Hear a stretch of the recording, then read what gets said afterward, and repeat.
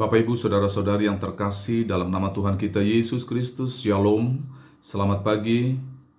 Apa kabar Bapak Ibu? Saya percaya bahwa Bapak Ibu dalam keadaan sehat walafiat.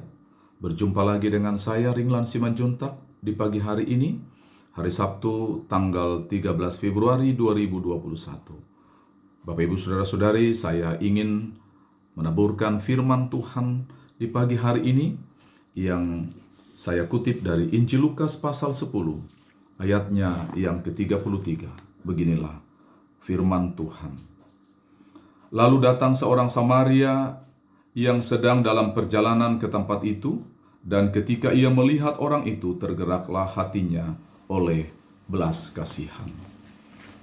Bapak, Ibu, Saudara-saudari yang terkasih dalam nama Tuhan kita Yesus Kristus, kepedulian bisa diartikan berupa emosi seseorang yang muncul akibat penderitaan orang lain.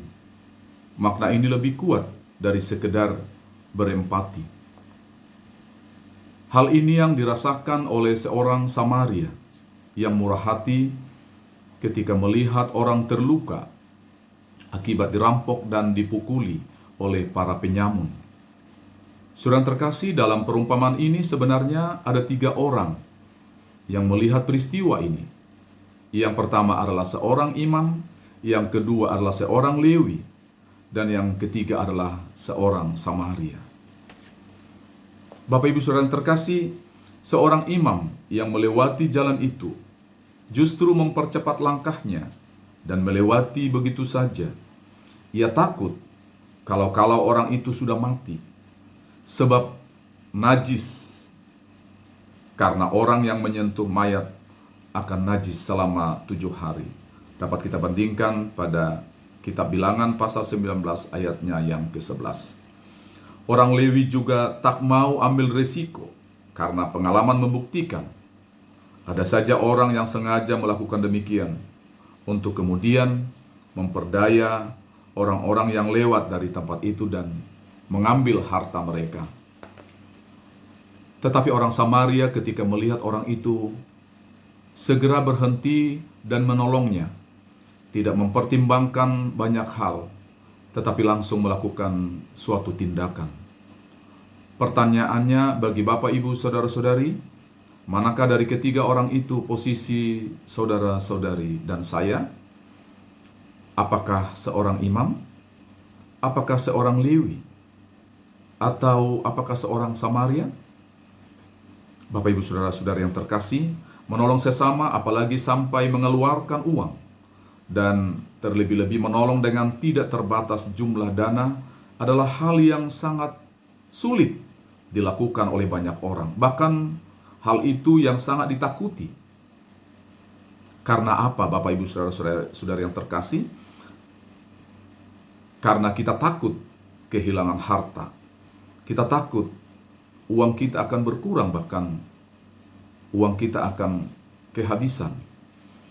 Banyak tayangan sinetron televisi yang menayangkan tentang gambaran kehidupan seperti ini.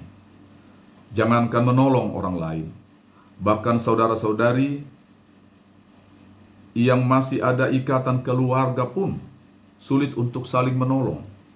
Bahkan yang lebih menyedihkan, orang tua sendiri pun ada yang sampai dipidanakan.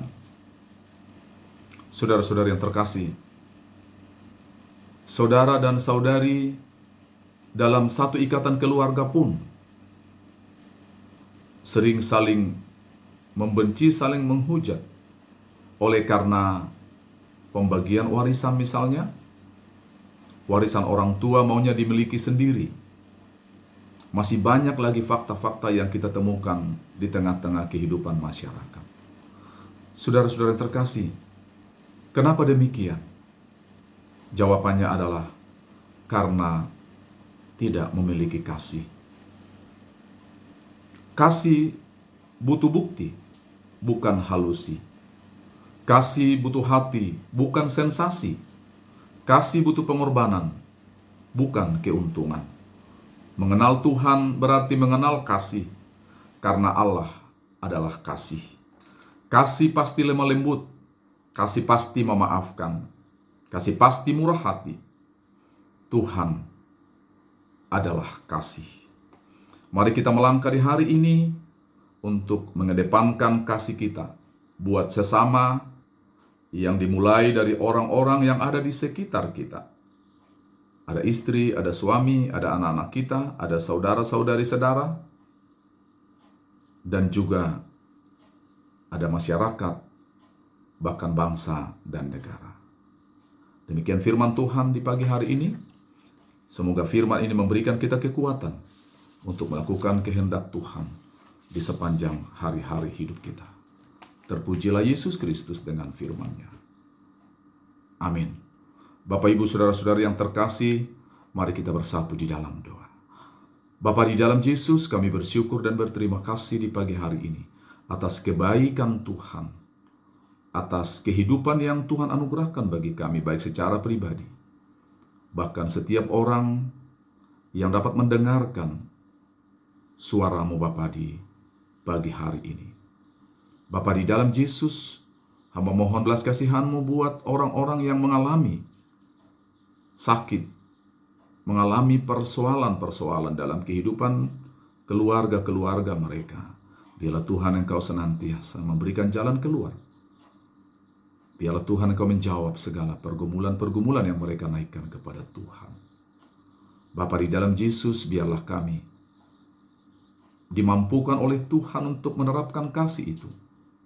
Karena kasih itu bukan hanya dengan kata-kata, tetapi kasih itu butuh pembuktian.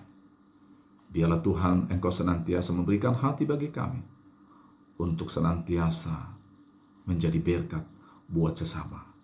Karena Tuhan telah lebih dahulu memberkati kami. Bapa, inilah kami sambut pagi ini dengan penuh sukacita. Karena Allah berjalan bersama kami untuk menikmati di hari ini dan menerapkan kasih itu di sepanjang hari-hari hidup kami. Inilah kami Bapa, di dalam nama Yesus kami berdoa kepada Bapa di dalam surga. Amin.